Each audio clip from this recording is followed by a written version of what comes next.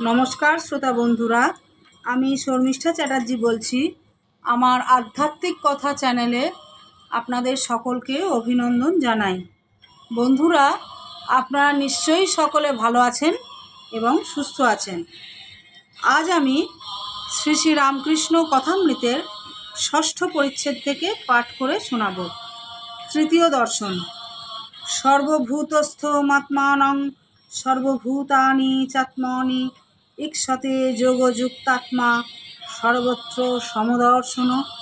গীতার ৬ নম্বর অধ্যায় ২৯ নম্বর শ্লোক। এখন আমি ঠাকুর পরমহংসদেবের মুখের একটি গল্প পাঠ করে আপনাদের কাছে শোনাচ্ছি। শাস্ত্রে আছে আপো নারায়ণঃ, জল নারায়ণ। কিন্তু কোনো জল ঠাকুর সেবায় চলে, আবার কোনো জলে আঁচানো, বাসন মাজা, কাপড় কাচা কেবল চলে, কিন্তু খাওয়া বা ঠাকুর সেবা চলে না। তেমনি সাধু অসাধু, ভক্ত অভক্ত সকলেরই হৃদয়ে নারায়ণ আছেন, কিন্তু অসাধু অভক্ত দুষ্ট লোকের সঙ্গে ব্যবহার চলে না, মাখামাখি চলে না।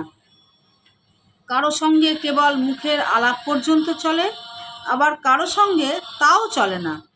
ওইরূপ লোকের কাছ থেকে তফাতে থাকতে হয়। একজন ভক্ত: মহাশয়, যদি দুষ্ট লোকে অনিষ্ট করতে আসে বা অনিষ্ট করে, তাহলে কি চুপ করে থাকা উচিত?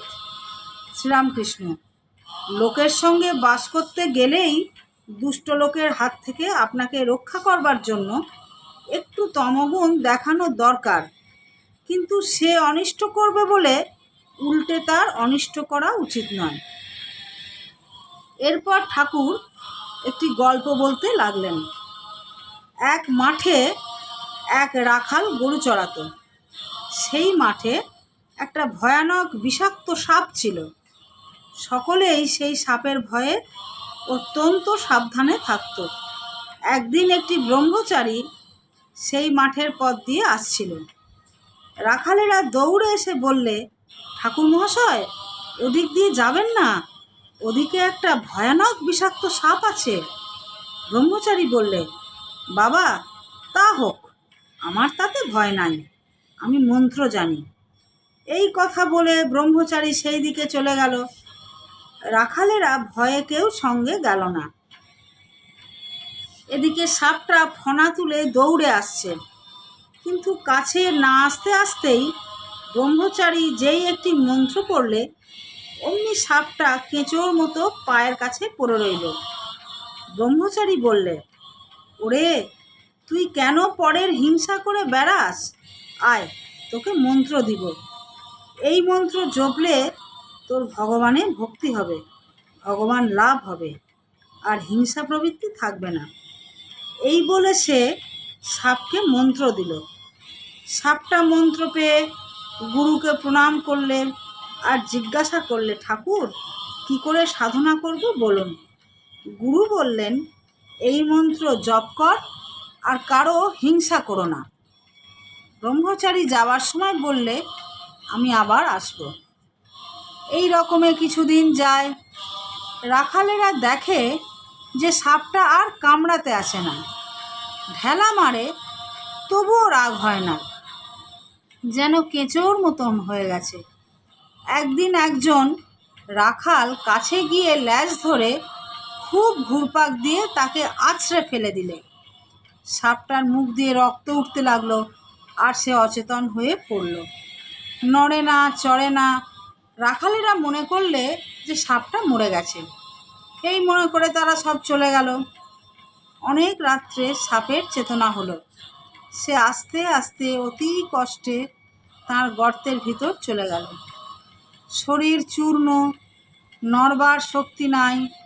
অনেক দিন পরে যখন অস্থিচর্ম সার, তখন বাহিরে আহারের চেষ্টায় রাত্রে একবার চড়তে আসতো। ভয়ে দিনের বেলা আসতো না। মন্ত্র লওয়া অবধি আর হিংসা করে না। মাটি পাতা গাছ থেকে পড়ে গেছে এমন ফল খেয়ে প্রাণ ধারণ করত। প্রায় 1 বৎসর পরে ব্রহ্মচারী সেই পথে আবার এলো। এসেই সাপের সন্ধান করলে। রাখালেরা বললে সে সাপটা মরে গেছে। ব্রহ্মচারীর কিন্তু ও কথা বিশ্বাস হলো না। সে জানে যে মন্ত্র ও নিয়েছে তা সাধন না হলে দেহত্যাগ হবে না। খুঁজে খুঁজে সেই দিকে তার দেওয়া নাম ধরে ডাকতে লাগলো। সে গুরুদেবের আওয়াজ শুনে গর্ত থেকে বেরিয়ে এলো ও খুব ভক্তিভাবে প্রণাম করলে। ব্রহ্মচারী জিজ্ঞাসা করলে, তুই কেমন আছিস? সে বললে, আগে ভালো আছি। ব্রহ্মচারী বললে, তবে তুই এত রোগা হয়ে গেছিস কেন? সাপ বললে, ঠাকুর, আপনি আদেশ করেছেন কারো হিংসা করো না, তাই পাতাটা ফলটা খাই বলে বোধহয় রোগা হয়ে গেছি। ওর সত্ত্বগুণ হয়েছে কি না তাই কারোর ওপর ক্রোধ নাই। সে ভুলেই গিয়েছিল যে রাখালেরা মেরে ফেলবার জোগাড় করেছিল। ব্রহ্মচারী বললে, শুধু না খাওয়ার দরুন এরূপ অবস্থা হয় না, অবশ্য আরও কারণ আছে, ভেবে দেখ। সাপটার মনে পড়ল যে রাখালেরা আছাড় মেরেছিল। তখন সে বললে, ঠাকুর, মনে পড়েছে বটে, রাখালেরা একদিন আছাড় মেরেছিল। তারা অজ্ঞান, জানে না যে আমার মনের কি অবস্থা। আমি যে কাহাকেও কামড়াবো না বা কোনোরূপ অনিষ্ট করব না, কেমন করে জানবে? ব্রহ্মচারী বললে, ছি, তুই এত বোকা! আপনাকে রক্ষা করতে জানিস না? আমি কামড়াতে বারণ করেছি, ফোঁস করতে নয়। ফোঁস করে তাদের ভয় দেখাস নাই কেন? দুষ্ট লোকের কাছে ফোঁস করতে হয়, ভয় দেখাতে হয়, পাছে অনিষ্ট করে। তাদের গায়ে বিষ ঢালতে নাই, অনিষ্ট করতে নাই। ঈশ্বরের সৃষ্টিতে নানা রকম জীবজন্তু গাছপালা আছে। জানোয়ারের মধ্যে ভালো আছে, মন্দ আছে। বাঘের মতো হিংস্র জন্তু আছে। গাছের মধ্যে অমৃতের ন্যায় ফল হয়, এমন আছে। আবার বিষ ফলও আছে। তেমনি মানুষের মধ্যে ভালো আছে, মন্দও আছে। সাধু আছে, অসাধুও আছে। সংসারী জীব আছে, আবার ভক্তও আছে। জীব চার প্রকার: বদ্ধজীব, মুমুক্ষু জীব, মুক্তজীব ও নিত্যজীব। নিত্যজীব যেমন নারদাদি, এরা সংসারে থাকে জীবের মঙ্গলের জন্যে, জীবদিগকে শিক্ষা দিবার জন্যে।